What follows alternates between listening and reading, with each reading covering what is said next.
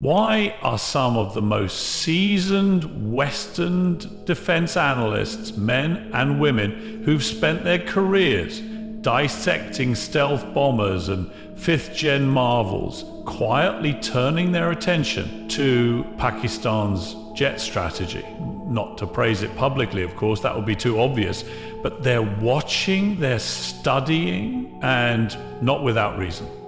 You see, there's something deeply unsettling, even humbling, about how Pakistan has approached air power. While the West throws billions into experimental jets riddled with technical glitches and overpriced software, Pakistan has, quietly, almost humbly, built a strategy that works, not on paper, not in pristine hangars, but in real, rugged combat.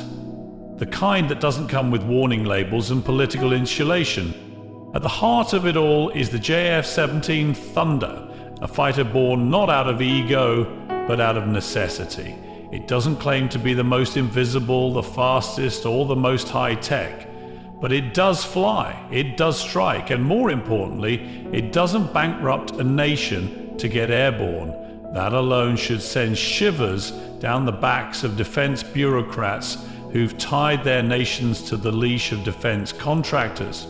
But it's not just the jet, it's the philosophy behind it. Pakistan's Air Force isn't playing by Western rules. They don't rely on technological overkill or throw money at problems. They rely on adaptation, on strategy, on unpredictable maneuvering and real-time recalibration. They train not to intimidate in parades, but to strike in ambiguity. And that's what unnerves the West. Because when you strip away the glossy brochures and press releases, air power is still about one thing: surprise. And Pakistan has shown again and again that they can surprise, whether it's the swift retaliation after Balakot or the sharp learning curves in tribal counterinsurgency. They've demonstrated not just resilience, but agility, an agility that money can't buy. Western analysts, of course, won't say this out loud. It's easier to mock or dismiss, but behind the curtain, their reports tell another story. They're watching how Pakistan integrates Chinese tech with native operational doctrine, how they push old platforms into new roles, how they train for proximity warfare rather than distant projection. They're noticing how Pakistan's air strategy isn't designed to look strong, it's designed to be effective. And now, countries that can't afford an F-35 or don't trust the strings attached to them are starting to ask questions: what else is out there? What works without compromise? Who can deliver capability without dependency? And slowly, Pakistan is becoming part of that answer.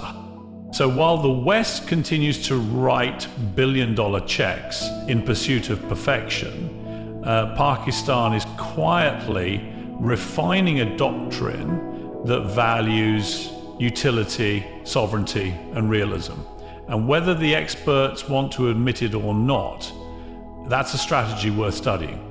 The growing strategic alignment between Iran, China, and Russia isn't merely a diplomatic coincidence, it's a calculated, multi-dimensional effort to reshape global power structures and undermine the geopolitical dominance the West has long taken for granted. This isn't a shallow alliance built on temporary interests or emotional defiance. It's the result of years of Western pressure, sanctions, and attempted containment that have forced these nations to look beyond ideological differences and develop something more enduring: shared resilience. In isolation, each of these nations has struggled under the weight of Western economic pressure and military deterrence, but together they are learning to maneuver in a way that plays to each other's strengths, filling in the gaps that once left them vulnerable. This strategic cohesion is not born out of a desire to cooperate, it's born out of necessity. And that necessity has now turned into leverage. Iran, for years labelled a rogue state by the West, has endured some of the harshest sanctions ever imposed on a modern nation. Its economy has been battered, its assets frozen, and its people forced to adapt to economic warfare disguised as diplomacy. But Tehran did not collapse. Instead, it pivoted. It recognized that enduring meant aligning with powers that not only resisted the Western-led order, but had the means to support its survival. China needed energy and Iran had it. Russia needed a regional partner with deep influence across the Middle East, and Iran fit that role perfectly.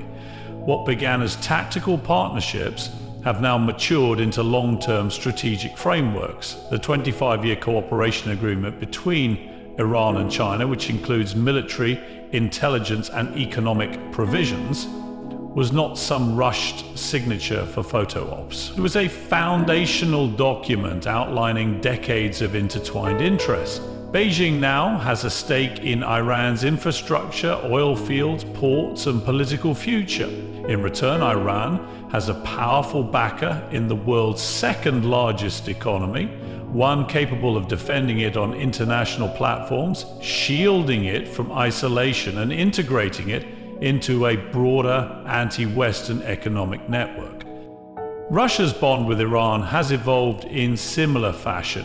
What began as cooperation in Syria during the civil war turned into a broader alignment that includes arms deals, drone collaboration, joint military drills, and intelligence sharing. Moscow views Tehran not just as a regional actor, but as a vital node in a strategy to outflank the US on multiple fronts. With NATO expanding and the EU echoing Washington's policies, Russia sees value in a deeply embedded ally in the Gulf, one that can project power in a region critical to global energy flows and capable of tying down Western resources in case of escalation. In return, Iran gets access to Russian defense technology, shared intelligence networks, and a partner willing to back it against Western accusations in international forums. These aren't casual diplomatic courtesies, they're transactions of power between players who know what it means to be targeted, sanctioned, and demonized, and who are determined not to face it alone again. China's role in this alignment is both the most deliberate and the most understated. Unlike Russia and Iran, Beijing has not been dragged into open military conflicts or targeted with the same scale of sanctions, but it has been the subject of growing Western hostility.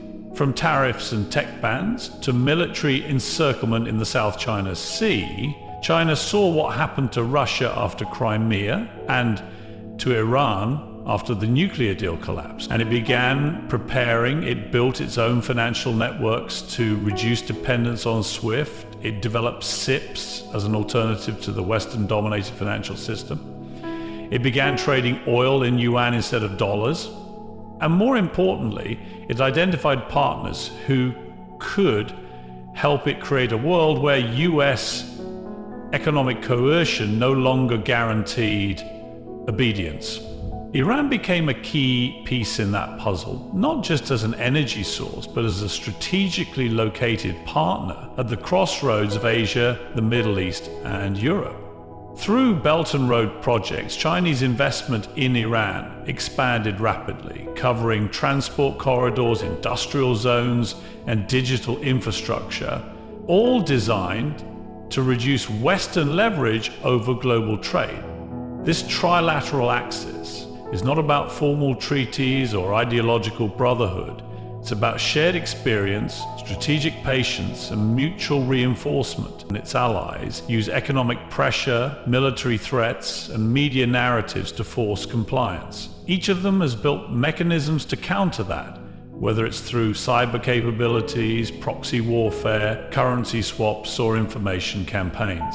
And by working together, they've multiplied their power. The West may still enjoy technological superiority, military alliances, and economic weight, but Iran, China, and Russia have learned to operate under pressure in ways that have made them more agile, less predictable, and more determined to shift the balance of power. This alignment is not a temporary response to current tensions. It is a structural reordering of alliances meant to outlast any single administration in Washington or Brussels. It is about developing independent systems of trade, defense, diplomacy, and deterrence that are immune to Western influence.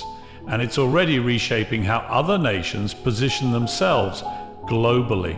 Countries that were once firmly in the Western orbit, like Turkey, Saudi Arabia, and India, are beginning to hedge, balancing their old alliances with new partnerships. That's not happening by accident. It's happening because the Iran-China-Russia axis is projecting the kind of power and stability that others are now beginning to consider as alternatives to Western leadership. That shift is subtle but profound, and it is the first real challenge to Western unipolarity since the end of the Cold War. Iran, China, and Russia are not just expanding their influence through military exercises or political alliances. They are actively constructing an economic framework designed to undermine the dominance of the West, particularly the United States and its allies. The primary battleground here is the global financial system, which for decades has been dominated by the US dollar, the SWIFT banking network, and Western-led institutions like the IMF and World Bank for countries like Iran, Russia, and China, frequently targeted by sanctions and trade restrictions. This structure has not just been a burden, but a tool of control, used by the West to apply pressure and enforce compliance. Over time, these nations have developed both the motivation and the means to push back, and what's emerging is a parallel financial ecosystem designed to bypass Western leverage altogether. It began with sanctions. Iran, under intense US sanctions for years, was cut off from the SWIFT banking system, meaning it could no longer conduct normal international financial transactions. This was a heavy blow to its oil exports and broader economy. Russia, after its annexation of Crimea in 2014, and especially following the 2022 Ukraine conflict, faced even more aggressive financial penalties.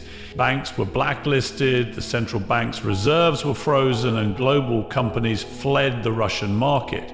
China, while not sanctioned in the same way, saw firsthand how the US could wield economic pressure.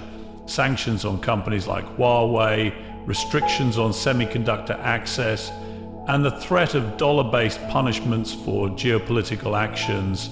These actions sent a clear message. Economic power was the West's most potent weapon short of war, and if you're not in their favor, they can shut you out. So they adapted. China began developing its own financial infrastructure, including the cross-border interbank payment system, CIPS, a direct competitor to SWIFT that allows international transactions to be settled in yuan. Russia developed its own version, SPFS, and began urging regional partners and allies to integrate with it. Iran, heavily restricted in traditional banking, moved towards barter systems and oil for goods deals with partners like China and India. And crucially, these three countries began conducting more and more trade in their local currencies. The shift from dollar-denominated oil sales to yuan or ruble transactions is no small matter. It is a direct attack on the US dollar's status as the global reserve currency. In parallel, they've started forging bilateral trade agreements that deliberately exclude Western oversight. Iran and China's 25-year strategic partnership includes extensive economic cooperation, infrastructure development, and energy trade, much of which is immune to Western sanctions because it's settled outside dollar-based systems. Russia and China, already trading heavily in energy and raw materials, have accelerated this trend. The scale of trade between the two countries has reached historic highs, and much of it is now conducted in rubles and yuan. This has insulated them from the effects of Western banking restrictions and given them greater financial independence. Another weapon in this economic arsenal is the use of state-backed digital currencies. China has aggressively pushed forward with the development and testing of its digital yuan, a central bank digital currency, CBDC, that offers tight state control over transactions, but also the ability to bypass traditional banking channels if widely adopted in international trade, especially by sanctioned or politically aligned countries. This could give China a powerful tool to undermine Western financial surveillance and enforcement. Russia has also announced plans to issue its own digital ruble, and Iran has floated similar ideas. The integration of digital currencies into their broader economic strategies represents a next-generation challenge to the financial architecture dominated by the West. But this isn't just about evasion, it's about building a new alternatives. They are investing in financial institutions, sovereign wealth partnerships, and trade blocs that offer emerging economies options beyond the US-led system. The Shanghai Cooperation Organization, the BRICS Alliance, and regional development banks like the Asian Infrastructure Investment Bank are all part of this effort. They are recruiting countries that are either frustrated with Western dominance or eager for new opportunities, nations in Africa, Latin America, Central Asia, and even parts of Europe that are feeling the squeeze of energy crises and economic uncertainty.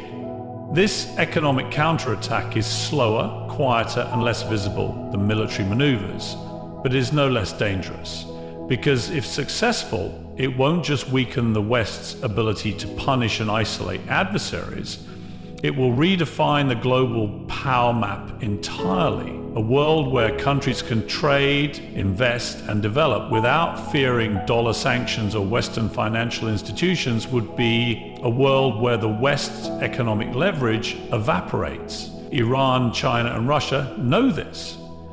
That's why they are investing billions into energy infrastructure, port access, and currency swaps.